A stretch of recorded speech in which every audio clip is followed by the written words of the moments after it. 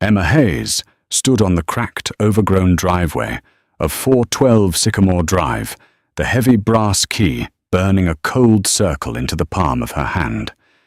The locals in the dreary coastal town of Astoria, Oregon, simply called it the Abernathy Estate.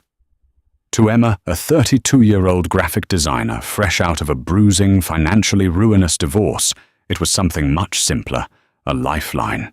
The rent was impossibly low, nearly half of what a one-bedroom apartment in town cost, and it came with 3 acres of land and a sprawling 3-story Victorian home. Of course, the cheap price tag came attached to a reputation. The house had sat empty for nearly 6 years. The last owners, the Gallagher family, had fled in the middle of the night back in 2020. Before them, an elderly widow had died of a sudden heart attack at the bottom of the basement stairs. The neighborhood kids crossed the street rather than walk on the Abernathy side of the sidewalk. Rumors spoke of bad wiring, toxic mold, and structural groans that sounded entirely too human. But Emma was a pragmatist. Ghosts didn't drain bank accounts. Divorce attorneys did. "It just needs a little love, honey," Olivia Carmichael, the local real estate agent, had told her the day before. Olivia was a plump, aggressively cheerful woman in her late 50s, wearing a pastel cardigan that smelled strongly of vanilla and mothballs. People in this town love their ghost stories. It drives the property value into the dirt. But you're a smart girl. You see the potential. Emma had signed the lease that afternoon.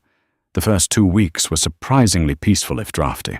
Emma spent her days scrubbing decades of grime from the hardwood floors, and her nights huddled under a heavy duvet, listening to the Oregon rain lash against the tall arched windows. She claimed the master bedroom on the 2nd floor, a massive space dominated by an antique floor-to-ceiling mirror bolted to the eastern wall. The mirror was an architectural anomaly. Its heavy mahogany frame was integrated directly into the plaster, adorned with intricate Gothic carvings of twisting vines and eyeless gargoyles. Emma hated it. The glass was slightly warped, giving her reflection a distorted, almost liquid appearance.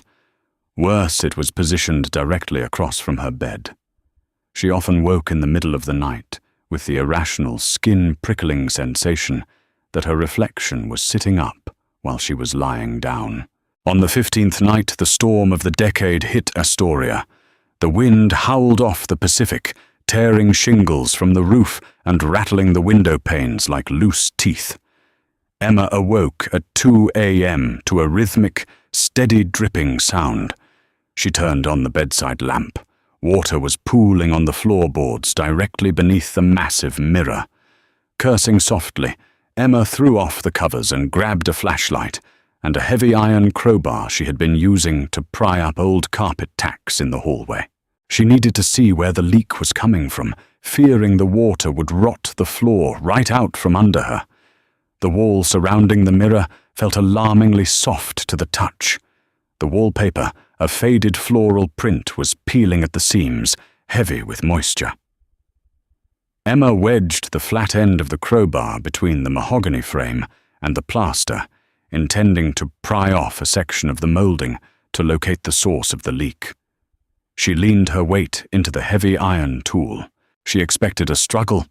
She expected the stubborn resistance of century-old nails. Instead, there was a sickening crunch. The wall didn't just give way, it collapsed.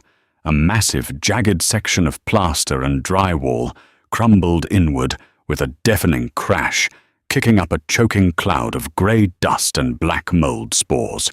Emma stumbled backward, coughing violently, waving her flashlight through the dense cloud. When the dust finally began to settle, her heart hammered against her ribs, a cold sweat breaking out across her forehead. The mirror hadn't been bolted to the wall. It was the wall. Or rather, it was a heavy door built to look like a fixture.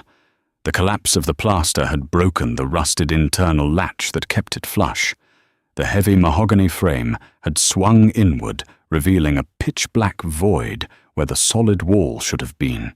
Emma's hands shook as she raised the beam of the flashlight.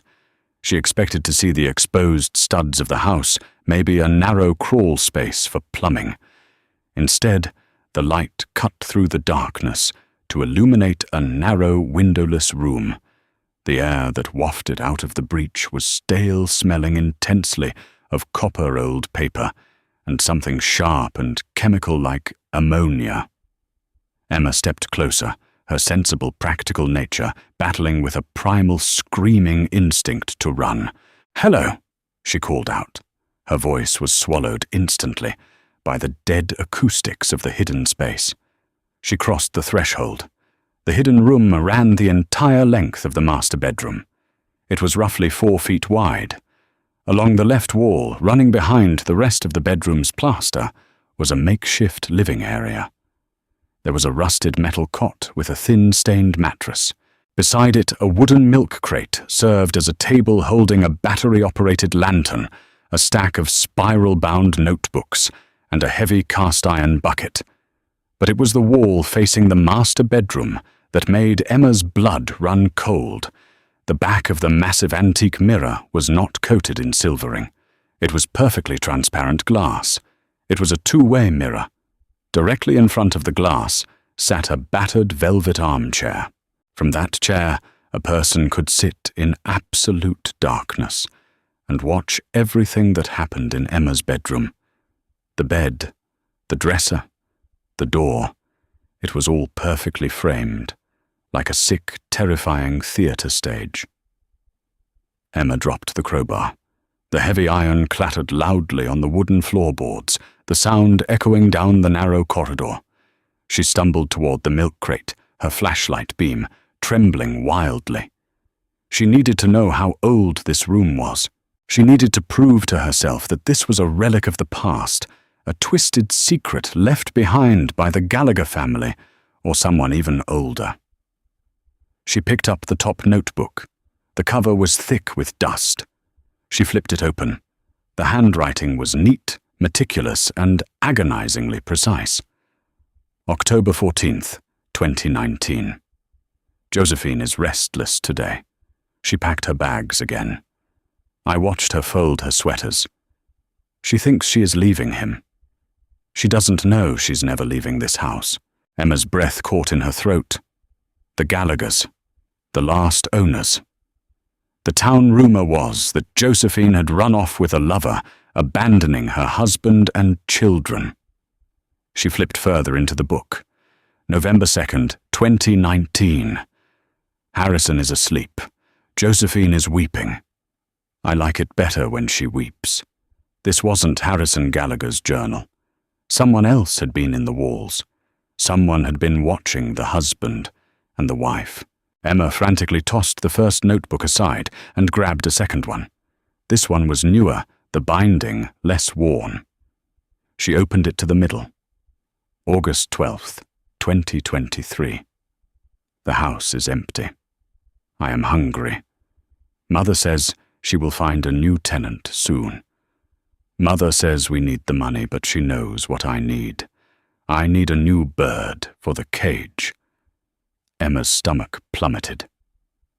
Mother. She flipped to the very last page of the notebook.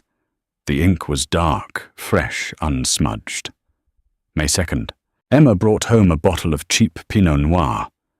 She drank 2 glasses in bed. She sleeps on her left side. She wears a grey, oversized t-shirt. She is beautiful when she breathes. May 2nd. That was yesterday. Emma dropped the notebook as if it had caught fire. A high-pitched ringing filled her ears. The room was not abandoned. The dust on the floor was disturbed by fresh, overlapping footprints. And then a sound shattered the silence. It wasn't the wind.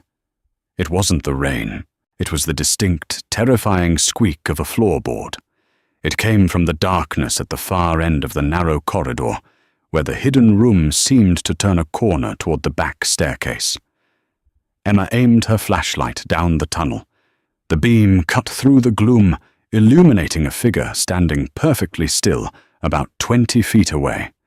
He was incredibly tall, his frame painfully thin, wearing a filthy set of mechanic's coveralls. His hair was long and matted, hanging over a pale, gaunt face. But it was his eyes that froze Emma's heart.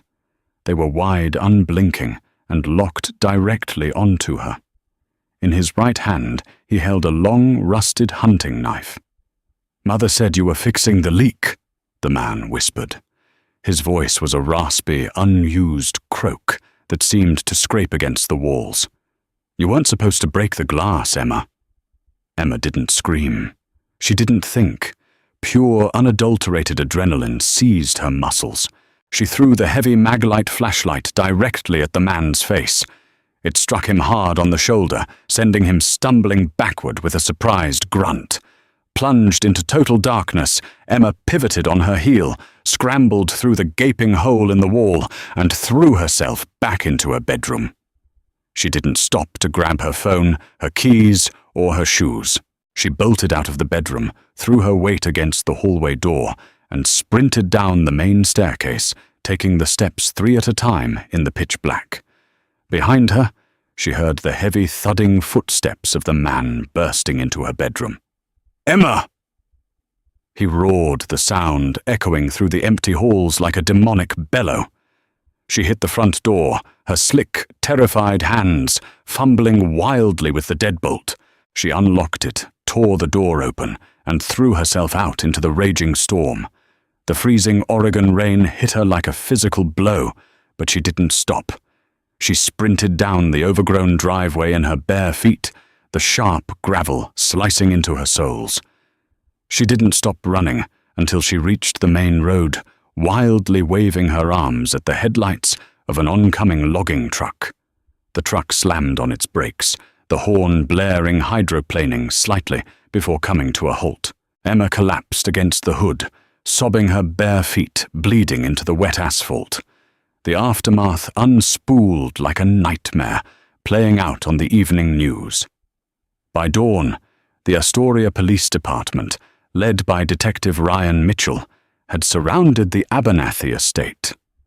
They found the hidden passageways. They didn't just run behind the master bedroom.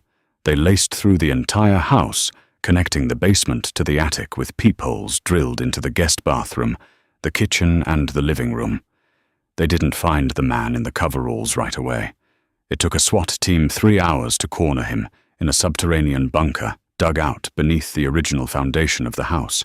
His name was Isaac Carmichael. He was 41 years old.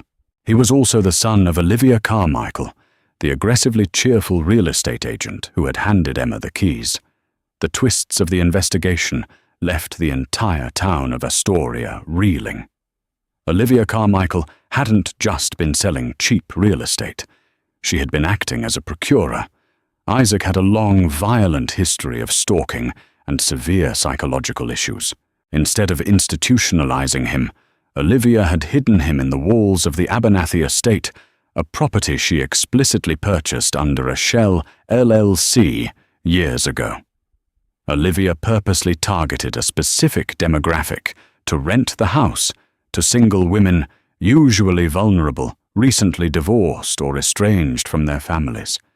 Women like Josephine Gallagher, who hadn't run away from her husband, but whose remains were tragically discovered, buried in the dense woods at the edge of the property. Olivia would lease the house at a loss, knowingly moving prey into her son's twisted, meticulously constructed terrarium. She handled the maintenance, she baked cookies for the tenants, and she ensured Isaac was well stocked with food, water, and blank notebooks. When the police arrested Olivia at her comfortable vanilla-scented home across town, she didn't show an ounce of remorse. She only asked Detective Mitchell if Isaac had remembered to wear his sweater in the damp basement. Emma Hayes never went back to the Abernathy estate, not even to pack her belongings. She hired a moving company under police supervision to retrieve what was left of her life, selling most of the furniture, to afford a small, brightly lit apartment in downtown Portland, a place with modern drywall concrete floors and absolutely no antique mirrors. Yet even years later, in the safety of her new life, the trauma lingered. Whenever the wind howled or the rain lashed against the windows, Emma would find herself lying awake in the dark. She would stare at the smooth, flat surface of her bedroom wall, unable to shake the chilling, paralyzing thought that somewhere on the other side of the plaster, someone was breathing in the dark, writing her name in a notebook.